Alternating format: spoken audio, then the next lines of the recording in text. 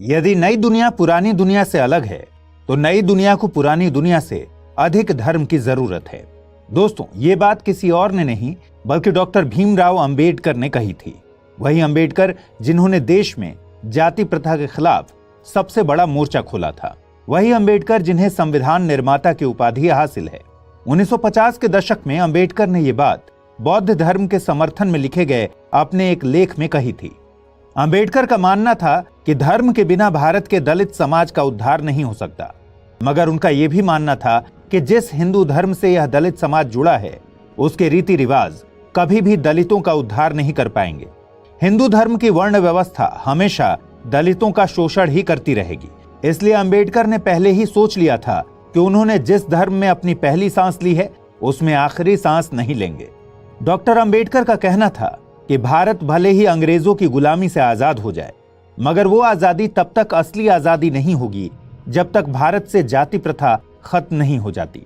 इस असली आजादी की तलाश में अंबेडकर ने दलित समाज से हिंदू धर्म छोड़ने की अपील कर दी। लेकिन उनके सामने सबसे बड़ा सवाल यह था कि हिंदू धर्म छोड़ने के बाद आखिर कौन सा धर्म इस शोषित वर्ग के लिए एक बेहतर विकल्प होगा। लंबे समय तक इस सवाल के जवाब की तलाश करते हुए आखिर में उन्होंने 14 अक्टूबर 1956 को बौद्ध धर्म अपना लिया। उनके साथ 3 लाख से ज्यादा दलित लोगों ने भी एक साथ हिंदू धर्म छोड़कर बौद्ध धर्म को अपनाया। आजादी के बाद भारत के इतिहास की ये बहुत बड़ी घटना थी, इसलिए आज इस घटना को हम विस्तार से समझेंगे, जानेंगे कि अंबेडकर ने सभी धर्मों को छोड़कर बौद्ध धर्म को ही क्यों चुना। मगर ये जानने के लिए अंबेडकर के जीवन और उनके संघर्षों के बारे में जानना बहुत जरूरी है। तो आइए अंबेडकर साहब के जीवन से शुरू करते हैं। डॉक्टर भीमराव अंबेडकर का जन्म 14 अप्रैल 1891 को मध्य प्रदेश के महू जिले में हुआ था। यहाँ उनके पिता ब्रिटिश सेना में काम करते थे और वे जाति से महार थे। उनके पिता का नाम रामजी मालोजी सकपाल और मां का नाम भीमाबाई था। छोटी उम्र में ही अंबेडकर को अपने साथ होने वाले भेदभावपूर्ण व्यवहार से परेशानी होने लगी थी, पर इस भेदभाव के बावजूद भी अंबेडकर ने अपनी पढ़ाई लिखाई से ध्यान बिल्कुल नहीं हटाया। भीमराव अंबेडकर की किस्मत कुछ मायनों में अच्छी भी थी। स्कूल में एक टीचर थे जो ऊंची जाति से होने के बावजूद उन्हें काफी पसंद करते थे। उनका नाम था कृष्णाजी केशव अंबेडकर। कृष्णाजी ने ही अपना सरनेम अंबेडकर भीमराव को दिया था। भीमराव के शिक्षकों के बार बार कहने पर उनके पिता रामजी भीम की पढ़ाई के लिए बॉम्बे रवाना हो गए। वहां पहुंचकर अंबेडकर को भारत के सबसे अच्छे स्कूलों में से एक एलिफिंस्टन हाई स्कूल में दाखिला मिला। बड़े शहर में जीवन शैली गांवों से ज्यादा आधुनिक थी, लेकिन यहां भी अंबेडकर को अछूत जैसे शब्दों का सामना करना पड़ता था। उन्हें ऐसे ट्रीट किया जाता था जैसे कि वो बहुत अलग और खराब हैं। इस तरह के भेदभाव का सामना उन्हें अपने मशहूर स्कूल में भी करना पड़ता था। इसी बीच 17 साल की उम्र में भीमराव ने मैट्रिक की परीक्षा पास कर ली। अपने समुदाय से वो ऐसा करने वाले पहले इंसान थे। इसी साल भीमराव की शादी रमाबाई से कर दी गई। उस समय जल्दी शादियां होनी आम बात होती थी। शादी के बाद भी भीम ने पढ़ाई में अपनी मेहनत जारी रखी और अगली इंटरमीडिएट परीक्षा डिस्टिंक्शन के साथ पास किया। मगर आगे की पढ़ाई के लिए उनके पिता के पास पैसे नहीं थे। तब बड़ौदा के महाराज ने अंबेडकर को आगे पढ़ने के लिए स्कॉलरशिप दी। उस स्कॉलरशिप से न सिर्फ उन्होंने बीए पास किया, बल्कि 1913 में अमेरिका की मशहूर यूनिवर्सिटी ऑफ कोलंबिया में मास्टर्स में दाखिला भी लिया। 2 साल के अंदर ही उन्होंने एमए की डिग्री हासिल कर ली और अगले ही साल अपनी पीएचडी थीसिस भी पूरी कर ली। इसके बाद वो कोलंबिया छोड़कर इंग्लैंड चले गए। वहां उन्होंने London school of economics join किया, मगर स्कॉलरशिप खत्म होने की वजह से वहां वे पीएचडी पूरा नहीं कर पाए और बड़ौदा वापस लौट आए। यहाँ बड़ौदा में ही उन्होंने सिविल ऑफिसर का पद ज्वाइन कर लिया। तब उन्हें लगा कि इतनी ऊंची पोस्ट हासिल करने के बाद उनके साथ जातिगत भेदभाव तो नहीं ही होगा, लेकिन वे गलत साबित हुए। जाति व्यवस्था ने उनका पीछा यहाँ भी नहीं छोड़ा। ऑफिस का चपरासी भी उनकी जाति की वजह से ही उनके साथ भेदभाव करता था, इसलिए वो यहाँ भी नौकरी नहीं कर पाए। 1918 में भीमराव बॉम्बे के सिडेनहम कॉलेज में लेक्चरर बन गए। यहाँ छात्रों के बीच एक प्रतिभाशाली शिक्षक और विद्वान के रूप में उनकी पहचान बनने लगी। इसी समय उन्होंने मराठी अखबार मूक नायक की शुरुआत भी की, जो अछूतों की आवाज बनी। इसी तरह उन्होंने न सिर्फ सम्मेलनों का आयोजन किया, बल्कि दूसरे सम्मेलनों में शामिल होना भी शुरू किया। दरअसल वो जान चुके थे कि दलितों की समस्या को दुनिया के सामने उजागर करना जरूरी है। दुनिया के सामने उनकी समस्या रखे बिना उन्हें समानता का अधिकार नहीं दिलाया जा सकता। उनकी खुद की जिंदगी ने ही उन्हें संघर्ष की अहमियत समझा दी थी। इन संघर्षों के बीच वो अपनी इकोनॉमिक्स की पीएचडी पूरी करने के लिए लंदन भी गए। वहां से उन्होंने वकालत की पढ़ाई भी पूरी की। अब वे दुनिया की बेस्ट एजुकेशन हासिल कर चुके थे। अब वे दलित समुदाय के नेतृत्व की पूरी ताकत रखते थे। आखिरकार उन्होंने अपनी पूरी जिंदगी दलितों के उत्थान में ही लगा दिया। आगे शिक्षा के महत्व को जानते हुए भीमराव ने 1924 में बहिष्कृत हितकारिणी सभा के नाम से एक एसोसिएशन की शुरुआत की। इस सभा का काम हॉस्टल, स्कूल और मुफ्त लाइब्रेरी स्थापित करना था।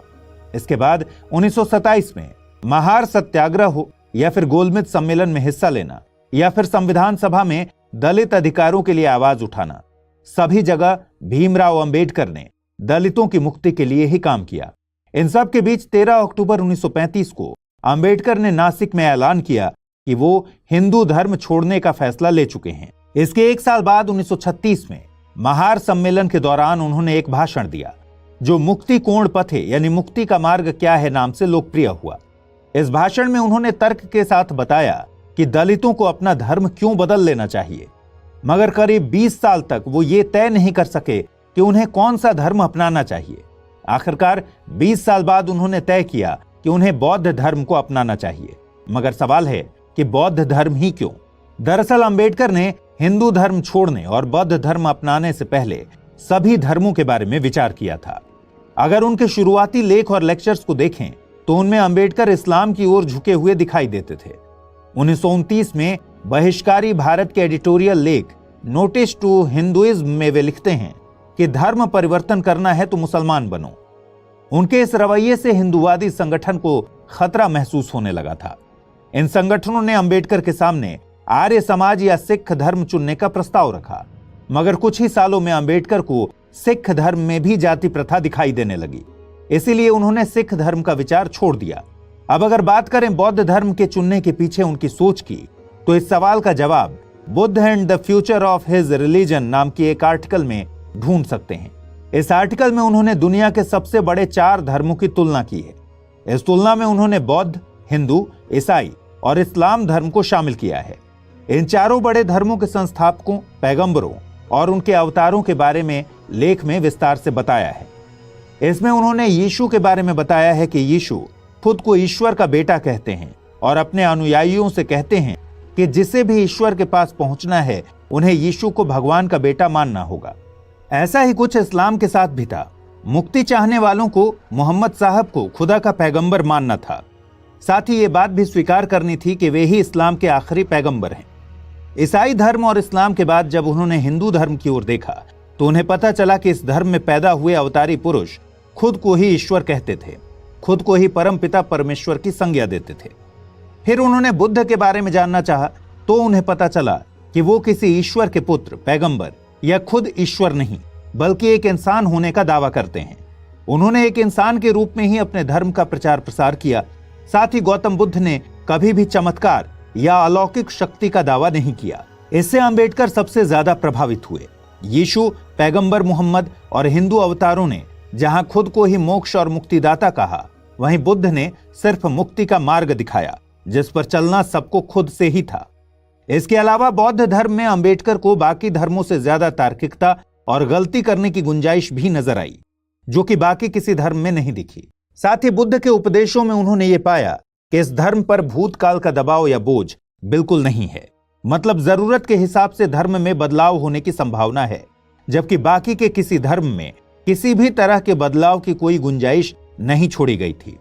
इन्हीं सब बातों से प्रभावित होते हुए अंबेडकर धर्म के बारे में कहते हैं कि धर्म को विज्ञान और तर्क की कसौटी पर खरा उतरना चाहिए। धर्म को यदि वास्तव में कार्य करना है तो उसे बुद्धि या तर्क पर आधारित होना चाहिए, जिसका दूसरा नाम है विज्ञान। इस तरह वो एक ऐसे धर्म की तलाश में थे जिसमें वैज्ञानिकता मौजूद हो, जो उन्हें आखिरकार बौद्ध धर्म में ही मिली। बौद्ध धर्म चुनने के पीछे उनका एक और बड़ा कारण था, और वो कारण था महिलाओं को समान अधिकार दिया जाना। दरअसल बौद्ध धर्म में महिलाओं की जो स्थिति तय की गई थी, अंबेडकर उसे समानता का सबसे बड़ा प्रमाण मानते थे। उनका यह कहना था कि दुनिया ने बुद्ध को केवल अहिंसा तक सीमित कर दिया। अहिंसा अपने आप में एक महान सिद्धांत जरूर है, मगर बुद्ध ने अहिंसा के साथ ही समानता की भी शिक्षा दी है। इस तरह पुरुष और स्त्री को एक समान मानने वाला बौद्ध धर्म इकलौता धर्म था। बुद्ध जहां शूद्रों को भी अपने साथ बिठाते थे, तो वहीं अपने संघ में स्त्रियों को भी भिक्षु बनने की इजाजत देते थे, जो उस वक्त उनकी प्रगतिशील सोच का उदाहरण था। इसे अंबेडकर दलित और स्त्री अधिकार के लिए सबसे सही मानते थे। इन्हीं सब कारणों से उन्होंने आखिरकार 14 अक्टूबर 1956 को 3,65,000 लोगों के साथ नागपुर में पूरे विधि विधान से बौद्ध धर्म को अपना लिया। अंबेडकर के धर्म परिवर्तन के विचार से गांधी जी कभी खुश नहीं थे। गांधी जी का कहना था कि धर्म कोई कपड़ा नहीं है जिसे उतार कर बदला जा सकता है। गांधी जी समाज सुधार के रास्ते से ही दलितों के उत्थान में विश्वास रखते थे, मगर अंबेडकर गांधी जी की राय से सहमत नहीं थे, इसलिए उन्होंने अंततः अपना धर्म बदल लिया। हालांकि यहाँ कुछ लोगों का यह भी दावा है कि अंबेडकर ने बौद्ध धर्म गांधी जी के प्रति सम्मान दिखाने के लिए ही चुना था। ऐसा इसलिए क्योंकि अंबेडकर अपना धर्म बदलना तो चाहते थे, यहाँ वो गांधी जी से सहमत नहीं थे, लेकिन उन्होंने बौद्ध धर्म इसलिए चुना क्योंकि वो भारत के सनातन परंपरा से ही निकला हुआ एक धर्म था। यह किसी और देश से भारत नहीं आया था। ऐसा करके उन्होंने गांधी और अपने मतभेदों को बनाए भी रखा और गांधी के सनातन धर्म की अवधारणा से दूर भी नहीं गए। आपको बता दें कि इन बातों का कोई लिखित प्रमाण नहीं मिलता, ये महज दावे हैं। अंबेडकर के इस धर्म परिवर्तन को इतिहास में दलित बौद्ध धर्म आंदोलन के नाम से दर्ज किया गया। इस आंदोलन से प्रभावित होकर लाखों दलितों ने हिंदू धर्म छोड़कर बौद्ध धर्म अपना लिया। इस वजह से 1950 के दशक तक जहां देश में महज 1.5 लाख लोग ही बौद्ध थे, वहीं 1960 के दशक तक ये संख्या 32 लाख तक पहुंच गई। धर्म परिवर्तन के 2 महीने बाद ही अंबेडकर साहब की मृत्यु हो गई। उनकी मौत के कारण यह आंदोलन ज्यादा आग नहीं पकड़ सका और धीरे धीरे धीमा पड़ने लगा। आज भी हम दलितों के बौद्ध धर्म में परिवर्तन की खबर सुनते रहते हैं, जिसे डॉक्टर भीमराव अंबेडकर से ही प्रेरित कहा जा सकता है। कुल मिलाकर कहें तो डॉक्टर भीमराव अंबेडकर ने जिस तरह से समाज में फैली हुई गहरी जाति प्रथा को खत्म करने की कोशिश की, उसमें वो काफी हद तक सफल हुए। उनकी वजह से आज देश में निचली जाति के लोगों के जीवन में शिक्षा, सरकारी नौकरी और सामाजिक जगहों पर उनकी उपस्थिति को तय किया जा सका है। उनके इन प्रयासों में ही धर्म परिवर्तन के आंदोलन को देखा जा सकता है। इस आंदोलन के जरिए वो लोगों को 4 वर्ण की इस व्यवस्था से मुक्त करना चाहते थे। हालांकि इसमें वो पूरी तरह से भले ही सफल नहीं हुए हों, मगर जातिगत भेदभाव के खिलाफ विरोध जताने के लिहाज से इस आंदोलन को जरूर सफल माना जा सकता है। आज बस इतना ही। अगले सेशन में किसी और महत्वपूर्ण टॉपिक के साथ हम फिर हाजिर होंगे, लेकिन इससे